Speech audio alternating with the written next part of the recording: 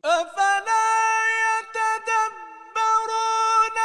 القرآن ولو كان من عند غير الله لوجدوا فيه اختلافا كثيرا.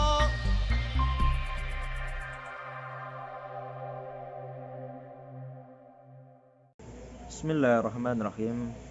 Assalamualaikum warahmatullahi wabarakatuh. Alhamdulillah, wassalatu wassalamu ala rasulillah, wala hawla wala quwwata illa billahil aliyyil azim. Saudaraku yang dirahmati Allah subhanahu wa ta'ala, pada tahun ke-9 Hijriah, Nabi Muhammad SAW memerintahkan kaum muslimin agar bersiap-siap menghadapi serangan orang-orang Nasrani di Tabuk, suatu tempat yang terletak antara Madinah dan Damaskus, lebih kurang 610 km dari Madinah dan 692 km dari Damaskus. Pada saat ini, wilayah tersebut berada di kawasan Kerajaan Saudi Arabia yang berbatasan dengan Yordania. Perintah persiapan ini didasarkan atas berita yang sampai kepada kaum muslimin dari kaum Nibati yang membawa dagangan minyak negeri Syam, bahwa bangsa Romawi bersama kaum Nasrani Arab yang terdiri dari kaum Laham, Juzam, dan lain-lain yang jumlahnya kira-kira 40.000 orang.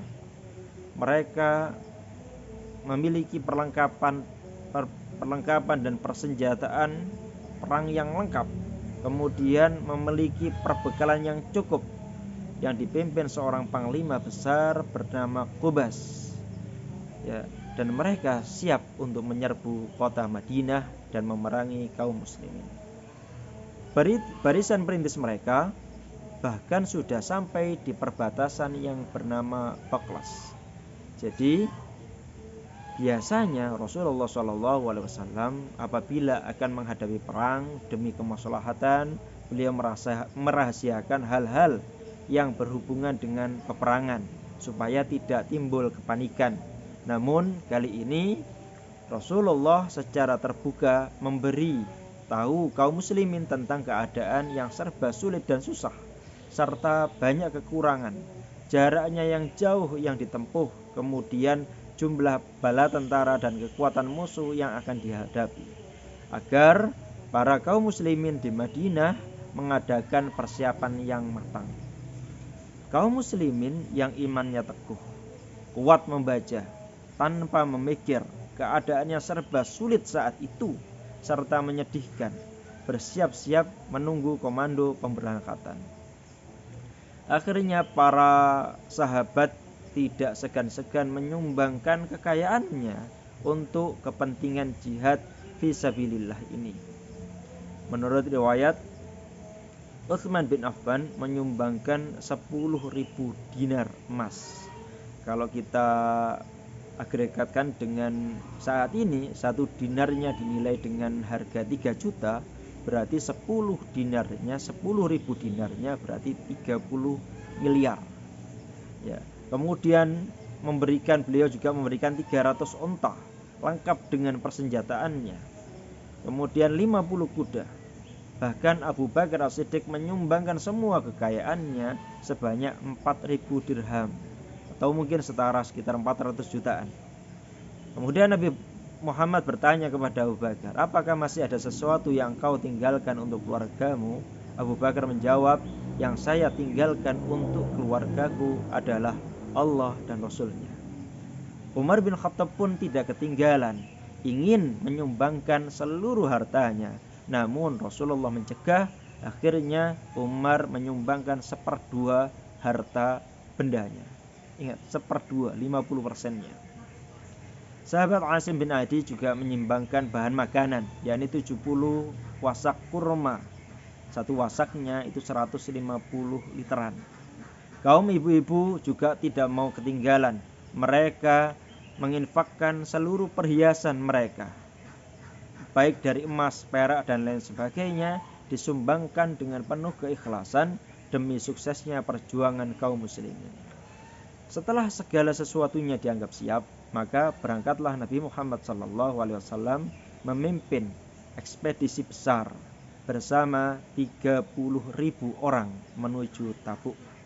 Di samping itu ada beberapa tentara yang muslimin yang bermalas-malasan dan enggan ikut serta pergi ke Tabuk dengan dalih bahwasanya mereka belum lama telah kembali dari perang Hunain dan Taif. Juga pada waktu itu musim panas sedang sangat terik-teriknya. Belum lagi musim paceklik, sehingga akan sulit sekali memperoleh kebutuhan sehari-hari seperti makan, minum dan lain-lain. Bahkan saking sulitnya mendapat makanan sebiji kurma itu harus dibagikan untuk makan 2 orang. Ya, pada waktu itu buah-buahan di Madinah seperti kurma sebenarnya sudah mulai masak dan tak lama lagi bisa dipetik. Jadi akhirnya dengan berbagai alasan lah mereka tidak mau ikut berperang ya bersama Rasulullah SAW. Dengan peristiwa ini ya Allah menyinggung dalam suatu ayat, ya ayyuhalladzina amanu ma lakum idza qila lakum unfiru fi sabilillahi tsaqaltum ilal ard araditum bil hayatid dunya minal akhirah fama mata'ul hayatid dunya fil akhirati illa qalil. Wahai orang-orang yang beriman, mengapa ketika dikatakan kepada kamu berangkatlah untuk berperang di jalan Allah, kamu merasa berat dan cenderung pada kehidupan dunia? Istilahnya masih mempertimbangkan ya keduniaan. Apakah kamu lebih menyenangi kehidupan dunia daripada akhirat? Padahal kenikmatan dunia dibandingkan dengan kehidupan akhirat hanyalah sedikit. Surat At-Taubah ayat 38. Saudaraku yang rahmati Allah Subhanahu wa taala. Ayat ini jelas mencela dan mengutuk perbuatan orang-orang yang enggan berperang, berjihad di jalan Allah meskipun situasi memang sangat sulit. Dari kejadian ini dapat diketahui bahwa jelas siapa di antara kaum muslimin yang benar-benar beriman dan siapa di antara mereka yang munafik yang hanya pura-pura beriman.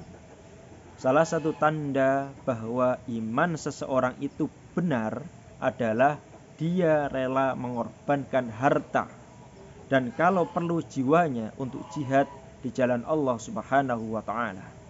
Allah Subhanahu wa taala berfirman, "Innamal mu'minuna alladzina amanu billahi wa rasulih thumma lam yartabu wajahadu bi amwalihim wa anfusihim fi sabilillah ulaika humus shadiqun." Sesungguhnya orang-orang mukmin yang sebenarnya adalah mereka yang beriman kepada Allah dan Rasul-Nya. Kemudian mereka tidak ragu-ragu dan mereka berjihad dengan harta dan jiwanya di jalan Allah Subhanahu wa taala. Mereka itulah orang-orang yang benar. Al-Quran surat Al-Hujurat ayat 15. Berbeda dengan kaum munafik, orang-orang munafik ini yang hanya pura-pura beriman lebih mengutamakan kesenangan hidup di dunia dibandingkan dengan kebahagiaan di akhirat kelak, yang sifatnya sangat abadi, padahal hidup di dunia hanya sementara dan berbatas waktu atau berbatas umur.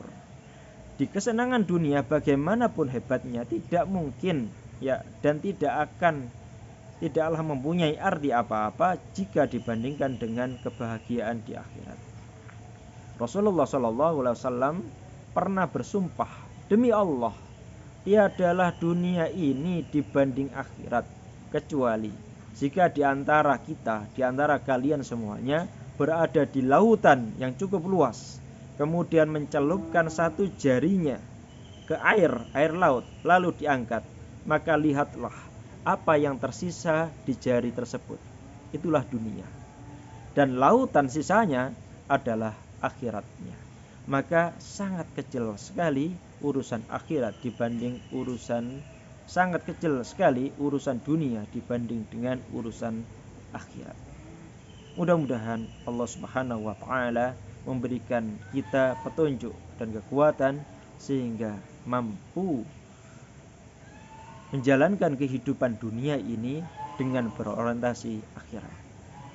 Assalamualaikum warahmatullahi wabarakatuh.